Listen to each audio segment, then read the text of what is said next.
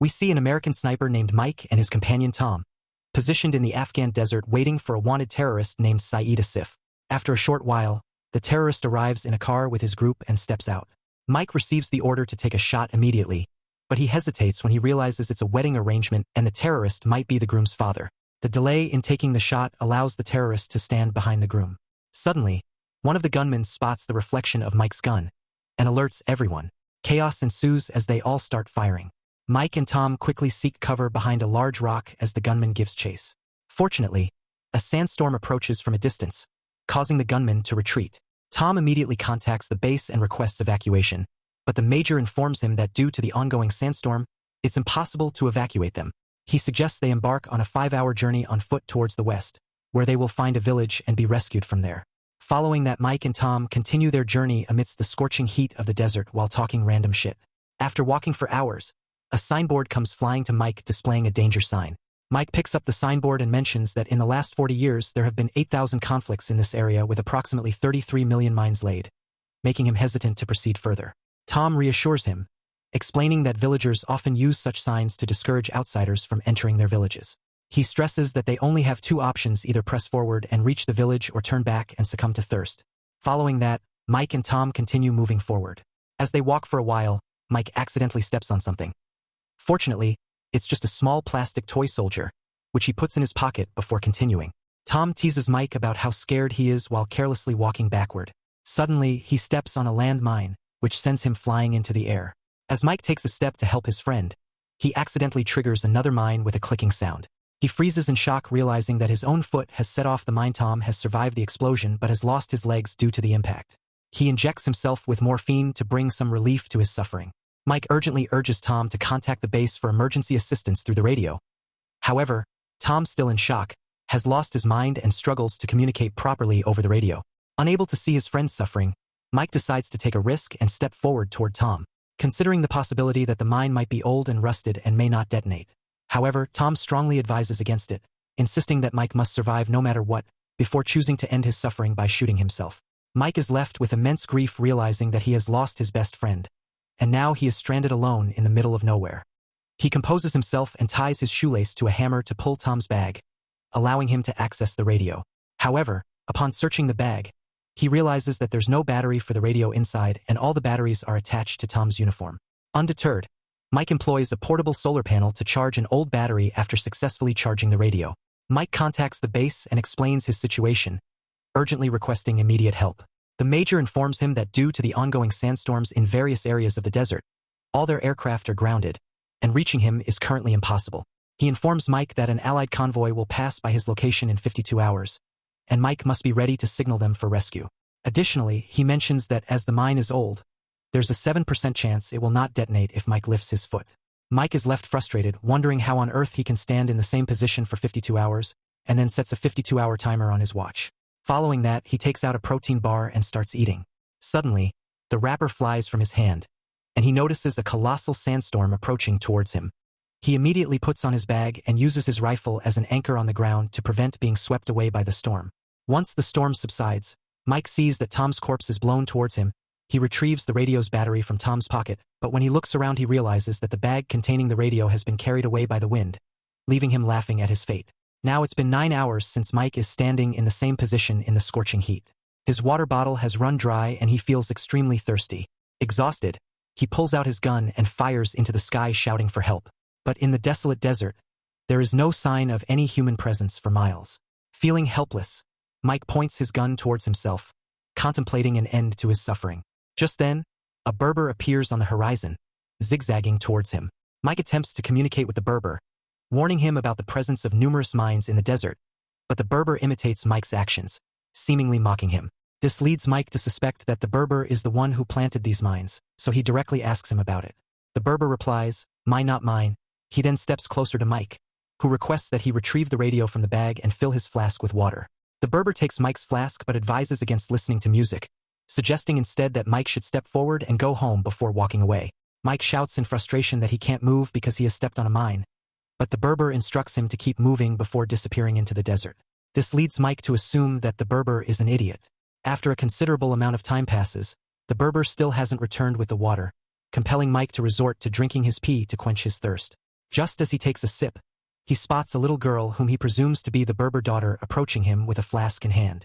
She zigzags towards him and hands the flask filled with water to Mike. Mike quenches his thirst and thanks the girl for bringing water. She shows him a plastic soldier, and Mike reciprocates by revealing a similar plastic soldier he found on the way.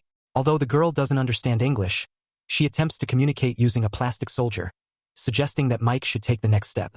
Mike asks her to hand him the radio from his bag, but the girl struggles to understand him, leading Mike to grow loud, scaring the girl away. As time passes by, evening sets in, and Mike finds himself stranded here for a total of 14 hours. He takes out an energy bar from his bag and starts eating while listening to music. As night falls, Mike lights a fire to ward off the cold and begins to look at pictures of his wife on his phone, remembering the good old days. After a short while he nods off only to wake up and find that the fire has gone out. He notices wild dogs are dragging Tom's carcass away to feast on. Suddenly some of the dogs start advancing towards Mike to attack, prompting Mike to shoot at them in self-defense. One of the dogs steps on a mine, causing a powerful explosion that scares away the rest of the pack. The following morning, Berber returns to Mike and tells him that he's very lucky to have survived both the killing heat of the desert and the wild animals at night. He stupidly asks Mike why he stepped on me and why he put his foot on mine. Mike responds in frustration that he obviously didn't know the location of the mines, unlike the Berber, who navigates the area using a zigzag pattern because he knows the location of the mines. The Berber states that he doesn't know the location of the mines, and he walks in a zigzag to avoid stepping on them. Mike again considers him an idiot but still requests the radio from his bag. The Berber finally brings the radio from the bag but teases him before handing it over. He encourages Mike once again to move on. Before leaving under the blazing afternoon sun, Mike pulls out a knife to rip open his shoes, allowing some air to reach his feet. Growing hungry, he kills and eats a passing scorpion, resorting to drinking his own urine as his water supply has run out. In the boredom of the desert, Mike begins to imagine fake scenarios in his mind. Suddenly he sees a mirage of his deceased friend Tom, who appears to rise and engage in conversation with him. As night falls, wild dogs once again launch an attack on Mike. However, he doesn't have enough ammo to fend them off completely, so he resorts to using a knife due to his hallucinations. Mike perceives the dogs as the people he hates and kills each of them with his knife but not without sustaining significant injuries himself. The next morning he is contacted via radio from the base. The major informs him that the extraction team that was supposed to rescue him is 10 hours late, and Mike will have to endure 17 hours by now. Faced with this news, Mike's spirit shatters, and the major understanding Mike's condition connects him with his wife. Hearing his wife's voice, Mike becomes quite emotional and apologizes for messing everything up. It has been 48 hours since Mike became stranded here, and due to exhaustion, he begins to collapse forward, but the Berber arrives just in time and prevents Mike from falling while applying ointment to Mike's wounds. The Berber shares his own story.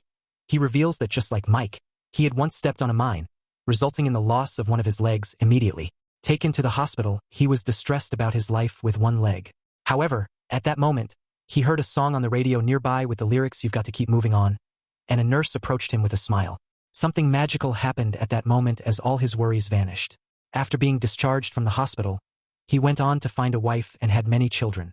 He says that he may not be as lucky as Mike, but he is a free man, emphasizing the importance of resilience and moving forward in life. Mike compliments the Berber, stating that he has a lovely daughter, and she has a smile. However, the Berber drops a shocking truth. His daughter had passed away years ago on that day. It wasn't his daughter who brought water for Mike. It was the Berber himself. He goes on to share that they used to extract mines from the ground and sell them in the market, and his daughter was a pro at it. After taking out a mine, they'd put a tin can at the spot to give the impression that all mines were still intact, thus keeping outsiders away. Unfortunately, one day a mine went off accidentally during removal and his daughter died as a result. The Berber encourages Mike yet again to move on before walking away. As Mike watches him leaving, he witnesses the Berber's daughter walking alongside him. But with a gust of wind, she vanishes because it was merely a mirage. Following that, Mike begins to experience extreme mirages induced by an energy drink the Berber gave him. He witnesses scenes from his childhood home and recalls traumatic memories of his abusive father, who used to beat him, and his mother and Mike still hate his dad for this. The mirage then transitions to beautiful moments spent with his wife, reminiscing about the happy times they shared. The visions extend to the first time he met his wife at a restaurant when he saved her from troublemakers.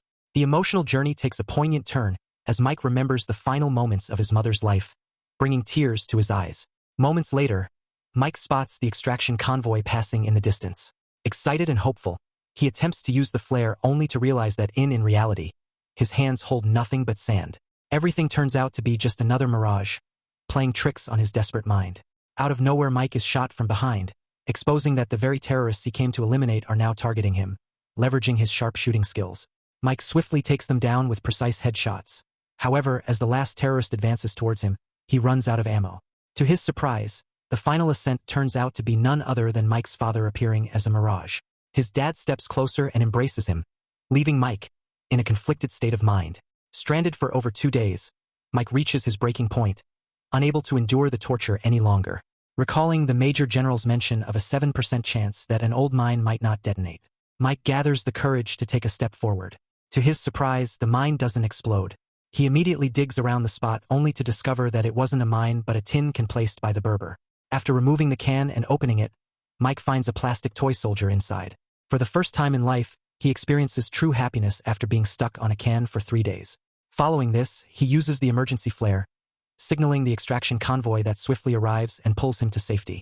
Following his recovery, Mike returns to his home country, the USA, proudly wearing the plastic soldier around his neck as a symbol of survival. At the airport, his wife is waiting for him. Mike kneels down and proposes to her, promising never to leave her again. With this, the movie ends.